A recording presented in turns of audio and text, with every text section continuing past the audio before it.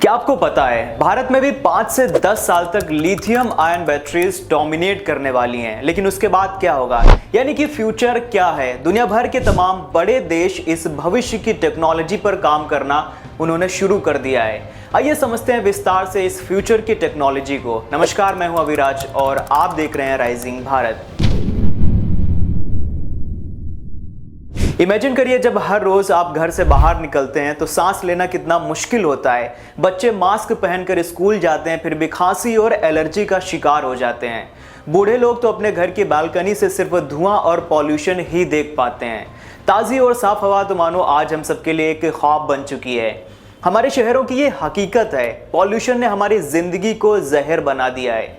इस हवा को जहर में तब्दील करने में सबसे बड़ा योगदान है पेट्रोल और डीजल गाड़ियों का, जो हर रोज लाखों टन कार्बन एमिशन करती हैं। चलिए, अगर हम सबसे पहले बात करते हैं एक्चुअल प्रॉब्लम की। दुनिया के 20 पॉल्यूटेड शहरों में से 13 शहर हमारे देश के हैं।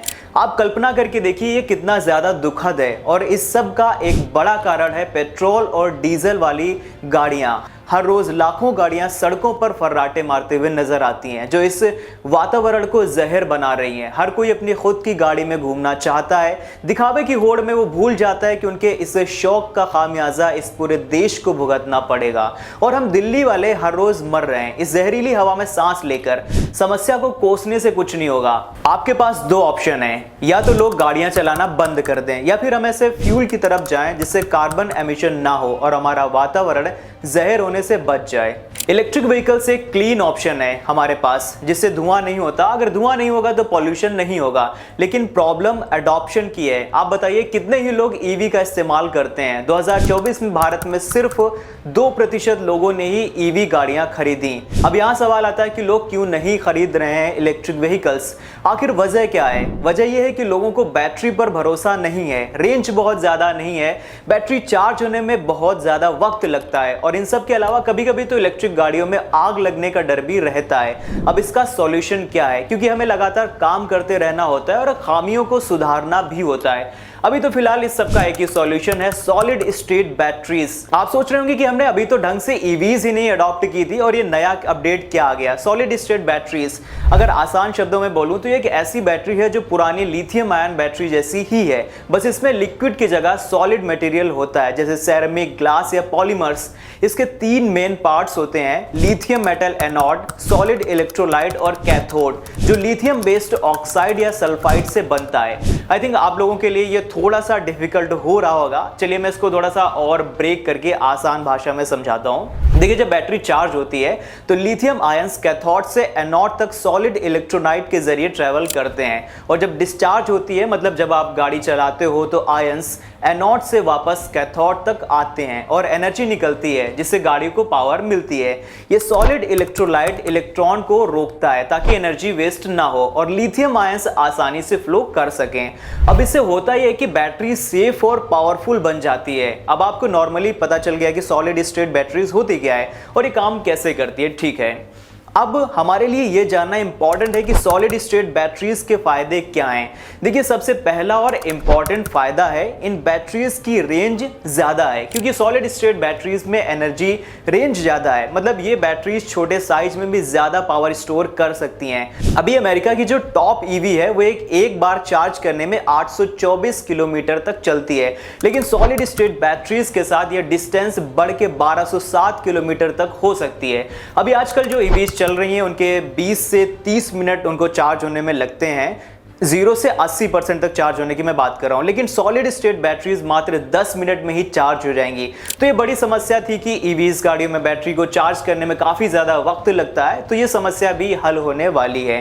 टोयोटा का कहना है कि उनकी आने वाली सॉलिड स्टेट बैटरीज ईवीज एक बार फुल चार्ज होने में 1200 किलोमीटर तक चलेंगी और उसे चार्ज करने में मात्र 10 मिनट का वक्त लगेगा। तो इससे हमारी ये वाली जो एक बहुत बड़ी मेजर प्रॉब्लम थी वो सॉल्व होने वाली है। रेगुलर लिथियम आयन बैटरीज में एक और बड़ी समस्या है, आग लगने की समस्या। आपने बहुत बार सुना होगा कभी कभी बैटरी में आग लग जाती है, लेकिन सॉलिड स्टेट बैटरीज के साथ ऐसा नहीं है। इनमें सॉलिड इलेक्ट्रोलाइट नॉन फ्लेमेबल होता है, जो तो थर्मल रन अवे यानी कि आग लगने का रिस्क बहुत कम होता है। इसके बाद इन बैटरीज की लाइफ बहुत अच्छी है, यानी कि ये बैटरीज ज्यादा दिन तक चलेंगी। ये बैटरीज स्टेबल होती हैं, इतनी जल्दी खराब नहीं होती हैं। डेंड्राइट फॉर्मेशन, जो छोटे क्रिस्टल्स होते हैं जिनसे शॉर्ट सर्किट हो सकता है, ये भी इसमें कम होते हैं, तो हमें इसमें शॉर्ट सर्किट का खतरा भी ज़्यादा नहीं होता। Volkswagen ने एक टेस्ट किया जिसमें 1000 चार्ज डिस्चार्ज साइकिल्स के बाद भी 95% कैपेसिटी बची थी बैटरी में, जो 5 लाख किलोमीटर तक चल सकती है। चलिए एक नज़र डालते हैं कि सॉलिड स्टेट मार्केट को लेकर पूरी दुनिया भर में क्या चल रहा है, इसका मार्केट कैसा है। देखिए ये मार्केट अभी बहुत बड़ा है, बहुत बड़ा नहीं है, छोटा ही है। 2024 में ये $99 मिलियन का था, लेकिन उम्मीद है कि 2032 तक ये मार्केट $1369 मिलियन तक पहुंच जाएगा, यानी कि लगभग 38.7% CAGR के साथ ये मार्केट बढ़ने वाला है। दुनिया भर की बड़ी कंपनीज इसमें लगी हुई हैं और ये इसमें नंबर 1 बनना चाहती हैं।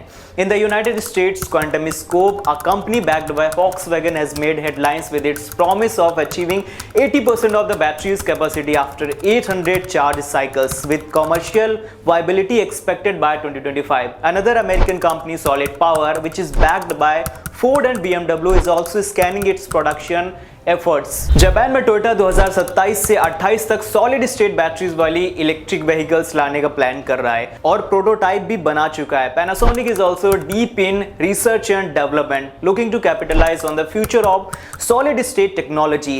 Nissan plans to launch a pure in-house developed solid state battery EV by financial year 2028. China में CATL भी नेक्स्ट जनरेशन बैटरी टेक्नोलॉजीज में अच्छा खासा इन्वेस्ट कर रहा है। CATL EMI solid state batteries पर भी काम कर रहा है। 2027 तक इसने प्रोडक्शन का टारगेट रखा है। चाइना इस टेक्नोलॉजी में बड़ा गेम खेलना चाह रहा है। उसने सॉलिड स्टेट बैटरीज के लिए $830 मिलियन इन्वेस्ट किए हैं। Now if you talk about India, absolutely we have to talk. So basically India इस टेक्नोलॉजी में ज्यादा ध्यान नहीं दे रहा है। क्यों ध्यान नहीं दे रहा है, इसकी मुझे कुछ खास वजह तो अभी मालूम नहीं चल रही है। Solid state battery development in India is still in its early stages, लेकिन कुछ प्लेयर्स हैं इंडिया में जो ये रेस जीतने की कोशिश कर रहे हैं, जैसे कि इन्वेंटस। ये बेंगलुरु बेस्ड स्टार्टअप है। They are aiming to market solid state batteries by 2026 और ओला इलेक्ट्रिक भी सॉलिड स्टेट बैटरी टेक्नोलॉजी को थोड़ा थोड़ा एक्सप्लोर कर रहा है और अपने बैटरी सेल्स बना रहा है। लेकिन अभी भी यहाँ पर कुछ चैलेंजेस हैं which are holding back solid state batteries. एक जो सबसे बड़ा और कॉम्प्लेक्स चैलेंज है वो इन बैटरीज की मैन्युफैक्चरिंग कॉम्प्लेक्सिटी और cost. Unlike traditional lithium ion batteries, solid state batteries को लिथियम मेटल एनोड्स और सॉलिड इलेक्ट्रोलाइट्स की रिक्वायरमेंट होती है, जो कि काफ़ी डिफिकल्ट और एक्सपेंसिव है प्रोड्यूस करना। मतलब पूरा प्रोडक्शन प्रोसेस ही इसमें बदलना पड़ेगा, which means setting up new production facilities and developing new fabrication techniques. This is why scaling up production remains a massive challenge. फिर इसमें ड्यूरेबिलिटी का भी इशू है। सॉलिड इलेक्ट्रोलाइट्स थोड़े से ब्रिटल होते हैं, तो चार्जिंग डिस्चार्जिंग के टाइम इसमें क्रैक्स आ सकते हैं। ये एक मेजर इंजीनियरिंग चैलेंज है जिसको सॉल्व करने के लिए ऑटोमेकर्स ट्राई कर रहे हैं। होंडा जैसी कंपनीज भी नए नए तरीके ट्राई कर रही है, जैसे कि रोल प्रेसिंग टेक्नोलॉजी, जिससे कॉस्ट कम हो और ये मार्केट में टेक्नोलॉजी जल्दी आए भी। अब अगर हम इसको भारत के पर्सपेक्टिव से देखें तो इंडिया के लिए सॉलिड स्टेट बैटरीज और फ्यूल सेल टेक्नोलॉजी ईवी के फ्यूचर में इंपॉर्टेंट रोल प्ले कर सकती है। अभी तो अगले 5 से 10 साल तक लिथियम आयन बैटरीज ही चलने वाली हैं, लेकिन लॉन्ग टर्म में सॉलिड स्टेट बैटरीज ही ईवीज का फ्यूचर है। मुझे ऐसा लगता है कि भारत को अपने यहाँ R&D में पैसा लगाना चाहिए और ग्लोबल लीडर्स के साथ पार्टनरशिप भी करनी चाहिए, ताकि हमको केवल इंपोर्ट पर डिपेंडेंट ना रहना पड़े, हम अपने खुद की बैटरीज बना सकें। लेकिन इसके लिए गवर्नमेंट को इसमें ध्यान देना होगा। हम लोगों की प्रॉब्लम यही है कि हम लोग रिसर्च एंड डेवलपमेंट में ज़्यादा पैसा खर्च नहीं करते हैं in comparison to other countries like कि इजराइल, US, चाइना। हमारा देश अपनी इकोनॉमी का केवल 0.6% हिस्सा ही R&D में खर्च करता है। कमेंट करके आप बताइए आप इस बारे में क्या सोचते हैं। और गाइस प्लीज चैनल को सब्सक्राइब कर लो, वीडियो को लाइक कर दिया करो, क्योंकि रिसर्च करने में और वीडियो बनाने में बहुत ज़्यादा मेहनत दिखती है। मिलते हैं नेक्स्ट वीडियो में, तब तक के लिए शुक्रिया, अलविदा।